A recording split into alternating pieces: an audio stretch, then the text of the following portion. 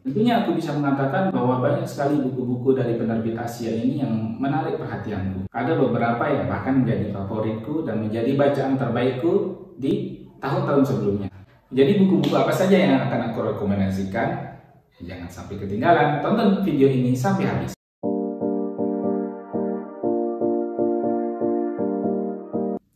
Halo readers, jumpa lagi di channel kami, Ngonten Buku Bareng. Kali ini, aku Sulhan Habibi yang akan memberikan kalian rekomendasi buku-buku dari penulis Asia. Mengapa buku-buku dari penulis Asia? Ya mengapa tidak? Seperti yang kita ketahui bahwa dalam beberapa tahun ini banyak sekali buku-buku Asia yang diterbitkan oleh penerbit-penerbit di Indonesia. Bahkan, buku-buku yang diterbitkan ini genrenya sangat beragam, mulai dari horor, kemudian thriller, romance, slice of life, dan juga medical realism. Tentunya aku bisa mengatakan bahwa banyak sekali buku-buku dari penerbit Asia ini yang menarik perhatianku. Ada beberapa yang bahkan menjadi favoritku dan menjadi bacaan terbaikku di tahun-tahun sebelumnya. Mengapa aku suka buku-buku yang ditulis oleh penulis Asia? Karena dari segi budaya tentunya terasa kedekatan dengan kita. Jadi buku-buku apa saja yang akan aku rekomendasikan? Jangan sampai ketinggalan, tonton video ini sampai habis. Buku pertama yang aku rekomendasikan adalah buku-buku yang diterbitkan oleh Arika Wahiro yang diterbitkan oleh penerbit Haru. Yang pertama, The Traveling Cat Chronicles, dan yang kedua adalah Fritter Membeli Rumah. Aku merekomendasikan kedua buku ini karena ceritanya yang sangat unik. The Traveling Cat Chronicle ini bercerita tentang seekor kucing yang bernama Nana dan memiliki pemilik yang hidupnya tidak lama lagi. Jadi, dalam perjalanan menemukan pemilik yang baru, kita akan disuguhi cerita-cerita tentang berbagai macam karakter manusia dan juga tentang kedekatan Nana dan juga pemiliknya. Jadi sebenarnya bisa ditebak bahwa buku ini tentunya sedih. Kedekatan Nana dan Satoru pemiliknya memberikan rasa hangat di dalam hati. Kemudian yang kedua adalah Fritter Membeli Rumah. Ini bercerita tentang seorang fritter atau mungkin bisa dibilang pegawai serabutan yang bercita-cita ingin membeli rumah. Mengapa dia ingin membeli rumah? Hal itu dipicu oleh kondisi ibunya yang menderita depresi karena lingkungan sekitarnya yang bisa dibilang tidak baik. Oleh karena itu, Taki Seiji, sang tokoh utama di buku ini, berusaha untuk mengubah sikapnya dari seorang pemuda yang tidak punya semangat hidup dan juga tidak punya semangat untuk berjuang lebih keras untuk mendapatkan pekerjaan demi menyembuhkan ibunya. Tentunya di buku ini kita juga akan mengetahui bagaimana prosedur untuk melamar pekerjaan, kemudian bagaimana sistem perekrutan para pegawai-pegawai di beberapa kantor di Jepang. Buku ini sangat menarik karena memberikan kita gambaran bagaimana sebenarnya kehidupan para fritter itu dan bagaimana sebenarnya dunia kerja itu dan bagaimana kita melamar suatu pekerjaan. Setelah membaca buku ini, aku merasa bersyukur sekaligus penasaran karena selama ini aku tidak pernah merasakan yang namanya melamar pekerjaan. Jadi membaca buku ini suatu pengalaman yang sangat menarik buatku. Rekomendasi buku selanjutnya adalah Merakit Kapal karya Shion Miura. Buku ini merupakan salah satu buku yang paling berkesan yang aku baca di tahun ini. Merakit Kapal sendiri bercerita tentang bagaimana kisah para penyuka buku untuk menerbitkan kamus yang merupakan ini suatu bentuk kecintaan terhadap kamus.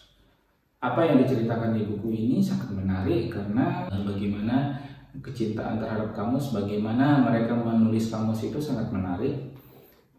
Bahkan bagaimana suatu kata itu didefinisikan atau dijabarkan dengan arti yang sebenarnya itu sangat menarik. Membaca buku ini tidak membosankan dan kisah para tokoh-tokoh di dalamnya tentu saja menghangatkan hati. Buku ini memberikan 5 bintang dan masuk dalam jajaran buku terbaik yang aku baca di tahun ini. Kemudian buku-buku selanjutnya tentu saja buku-buku yang aku rekomendasikan adalah buku-buku terbitan Keigo Higashino. Aku mulai membaca karya-karya Keigo Higashino setahun belakangan dan aku mendapatkan bahwa cerita-cerita yang ditulis oleh Keigo Higashino itu semuanya menarik. Beberapa di antaranya aku rekomendasikan tentu saja ada Kesetiaan Mr. X dan juga Salvation of Saint, Mengapa dua buku ini yang aku rekomendasikan pertama kali? Karena buku ini memiliki tokoh detektif yang sama, yaitu Profesor Manabu Yukawa atau yang dikenal dengan Detektif Galileo. Buku-buku Keigo Higashino kebanyakan bercerita tentang pembunuhan, walaupun bercerita tentang pembunuhan kebanyakan bukan berkaitan dengan menebak siapa pelakunya, malah di awal di dua buku ini kita sudah mengetahui siapa pelaku sebenarnya. Buku Salvation of Saint ini bercerita tentang bagaimana sih sebenarnya pembunuhan itu dilakukan, sedangkan kesetiaan Mr. X ini ya hampir sama sih sebenarnya bagaimana pembunuhan itu dilakukan, dan ada yang melandasi si pelaku melakukan tindakan pembunuhan itu. Kedua buku ini bagus, aku suka. Kemudian yang kedua adalah Melis dan juga The Newcomer. Kedua buku ini memiliki tokoh yang sama, yaitu Detektif Kaga yang memiliki kepribadian yang hangat dan disukai oleh orang-orang di sekitarnya. Melis ini sendiri bercerita tentang pembunuhan seorang penulis yang sebenarnya dari awal kita pun sudah mengetahui siapa pembunuhnya, tetapi yang lebih dipentingkan di sini adalah apa motif sebenarnya. Ya, The Newcomer ini bercerita tentang adanya pembunuhan seorang wanita di suatu apartemen, dan Detektif Kaga harus menyelidiki kasus pembunuhan tersebut. Dalam penyelidikannya, Detektif Kaga akan melakukan penyelidikan terhadap orang-orang di sekitar tempat tinggal sang wanita tersebut dan juga orang-orang yang bersinggungan dengannya. Dalam penyelidikan Detektif Kaga, kita akan mengetahui kisah masing-masing tokoh yang terlibat yang berhubungan dengan pembunuhan tersebut. Dan siapa pelakunya cukup menarik. Buku selanjutnya dari Keigo Higashino adalah Keajaiban Toko Kelontong Namiya. Ini yang paling aku suka. Ini juga salah satu bacaan yang aku beri 5 bintang di tahun lalu, karena ya buku ini menggabungkan antara kehidupan sehari-hari, kehidupan manusia yang penuh dengan lika-liku yang membutuhkan keajaiban, bahwa suatu tindakan kecil atau suatu keajaiban kecil bisa mengubah hidup seseorang. Jadi ini bercerita tentang seorang kakek yang bernama Kakek Namiya yang memiliki toko kelontong, sering diajak untuk berkonsultasi oleh orang-orang di sekitarnya untuk menyelesaikan masalah. Ternyata keajaiban dari toko kelontong Namiya ini mempengaruhi masa lalu dan juga masa depan. Keajaiban toko kelontong Namiya ini bisa dikatakan bergenre fantasi ataupun bersinggungan dengan magical realism. Kemudian buku selanjutnya adalah Second Sister karya Chan Ho-kei. Ya, tentunya sudah banyak yang membahas buku ini ya.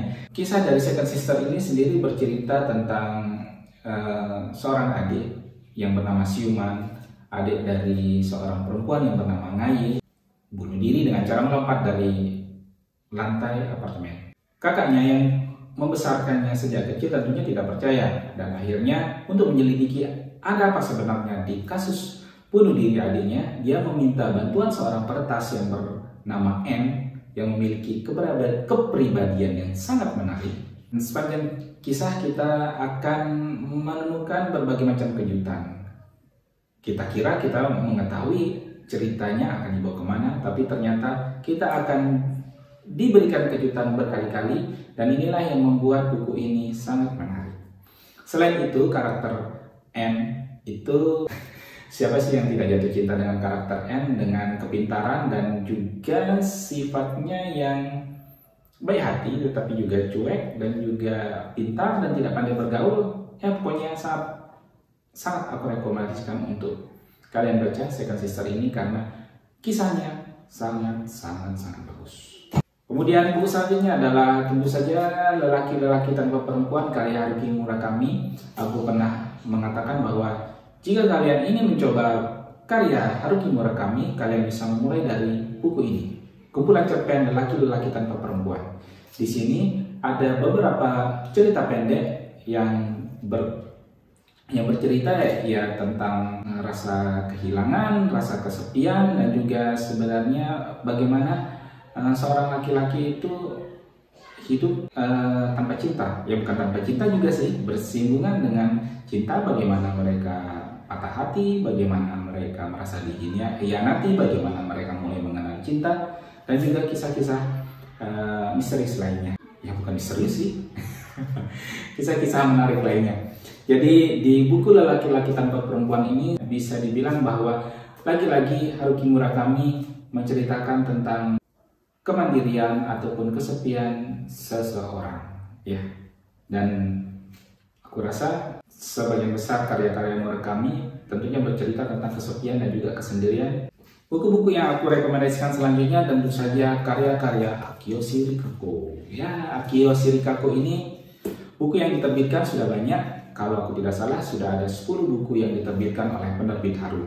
Mengapa aku merekomendasikan buku-buku karya Akio Shirikako? Tentu saja karena cerita yang ditulis oleh Akio Shirikako ini punya daya pikat, diceritakan dengan sangat mengalir, kemudian selalu ada kejutan-kejutan di dalam setiap ceritanya.